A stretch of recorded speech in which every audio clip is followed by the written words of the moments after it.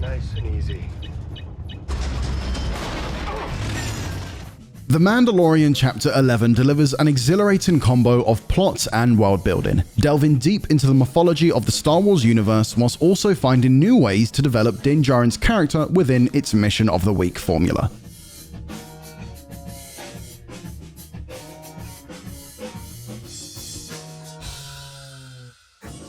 Not every episode can or needs to be this focused on plot, but it always adds an extra jolt of adrenaline when the Mandalorian peels back a layer of armor and gives us a hint of its master plan. Not only does this episode introduce Bo-Katan to the live-action Star Wars universe, features the reappearance of Moff Gideon, and name drops Ahsoka Tano, it also offers us a new insight into the Mandalorian culture following the Great Purge. As fans have suspected for a while, it's revealed that the reason Mando doesn't remove his helmet when pretty much every other Mandalorian does is because he's a, quote, child of the Watch, which Bo-Katan describes as a cult of religious zealots that broke away from Mandalorian society. Their goal was to re-establish the ancient way.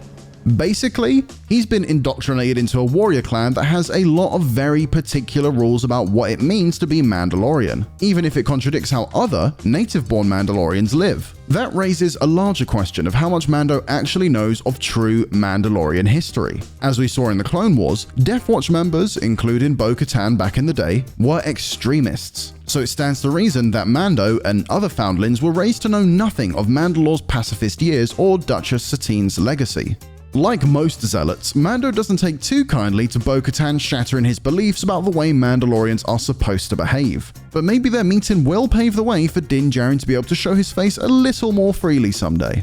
The addition of Katie Sackhoff's Bo-Katan to the live-action realm was certainly worth the wait. She looks like she stepped right out of the animated shows, and Sackhoff's commanding on-screen presence makes these new Mandalorians, played by WWE superstar Sasha Banks and Simon Cassanides, an immediate force to be reckoned with. With so few Mandalorians left and the Darksaber in play, it's no surprise that Mando's path would cross with Bo-Katan eventually if she was still alive. And it's exciting to see these plot threads converging, setting up a showdown between Bo-Katan and Moff Gideon, and perhaps the eventual restoration of Mandalore. The episode also confirms what Gideon's appearance in Season 1 hinted, that there's clearly still enough of an Imperial infrastructure for Gideon and his cohorts to operate however they want, even if they're now behaving more like any other group of mobsters in the galaxy, rather than the omnipresent force they were when the Emperor was in charge.